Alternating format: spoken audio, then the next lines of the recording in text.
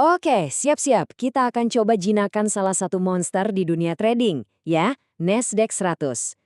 Banyak yang bilang pasar ini liar banget, tapi gimana kalau kita bisa ubah keliaran itu jadi keuntungan? Nah, di sini kita bakal bedah tuntas strateginya. Ini kan pertanyaannya Nasdaq atau NQ, itu kan terkenal banget gerakannya. Super cepat, kadang bikin ngeri. Buat sebagian trader ini beneran mimpi buruk. Tapi coba bayangin deh, gimana kalau justru kecepatan kilat itu yang kita manfaatkan? Dengan rencana yang pas, volatilitas ini bisa jadi senjata paling ampuh buat kita. Oke, ini dia peta perjalanan kita.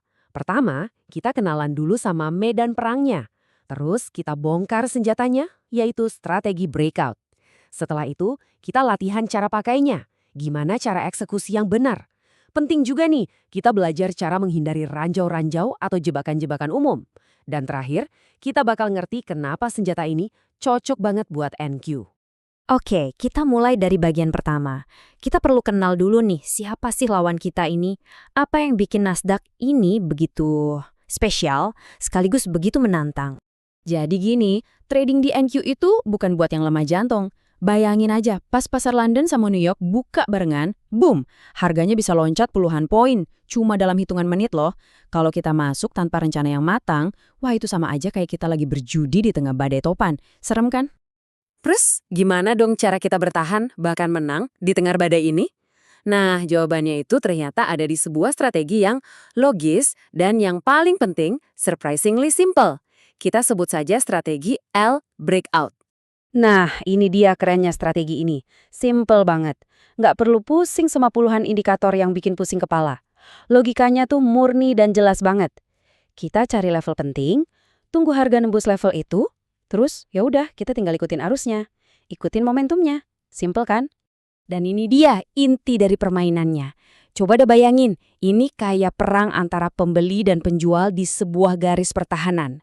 Kalau tembok atas atau resistensi berhasil dijebol, itu artinya tim pembeli menang. Harga ya siap-siap terbang ke atas. Nah sebaliknya, kalau lantai atau support yang ambruk, itu tandanya tim penjual yang berkuasa. Harga bakal longsor ke bawah. Oke, cukup teorinya. Sekarang kita masuk ke bagian yang paling ditunggu-tunggu, prakteknya. Gimana sih cara kita pakai strategi ini di chart beneran? Yuk kita bedah. Prosesnya itu sebetulnya cuma 2 langkah. Gampang. Pertama, tugas kita jadi detektif dulu nih. Cari di mana garis-garis pertahanan penting di grafik. Nah, setelah ketemu, kita ganti peran jadi sniper. Sabar. Tunggu momen yang pas buat menembus. Breakout yang valid. Jadi detektif, baru sniper. Ingat itu ya. Terus level-level kunci ini ada di mana aja sih? Nah, detektif kita nggak perlu nyari jauh-jauh. Coba deh perhatiin level-level ini. High dan low sesi Asia, sama high dan low dari hari kemarin. Level-level ini tuh sering banget jadi kayak magnet buat harga. Disinilah biasanya pertarungan besar antara pembeli dan penjual terjadi. Oke, ayo kita coba simulasi ya buat posisi beli. Jadi, begitu ada candle yang bodinya berhasil close atau tutup di atas garis resistensi, nah disitulah kita pencet tombol buy. Terus stop loss-nya di mana? Gampang, taruh aja persis di bawah garis resistensi yang baru ditembus tadi. Ini penting banget, sebagai jaring pengaman kalau ternyata breakout-nya gagal. Nah, buat target profitnya itu bebas, sesuaikan aja sama rasio risk-reward yang kalian mau. Nah, gimana kalau mau jual? Ya gampang, logikanya tinggal kita balik 180 derajat. Nggak usah dibikin ribet. Kita tunggu aja candlenya berhasil tutup di bawah level support, baru deh kita ikut terjun. Oke, kita lanjut ke salah satu bagian paling krusial menurut saya, yaitu gimana caranya kita nggak kena jebakan. Soalnya, tahu strateginya doang itu belum cukup, kita juga harus tahu cara menghindari ranjaunya. Ini dia tips pro nomor 1. Dan tolong, jangan pernah dilanggar. Selalu tunggu sampai candlenya benar-benar close di luar level. Kalau cuma sumbunya doang atau wicknya yang nyolek-nyolek level itu bukan breakout. Itu cuma tes air.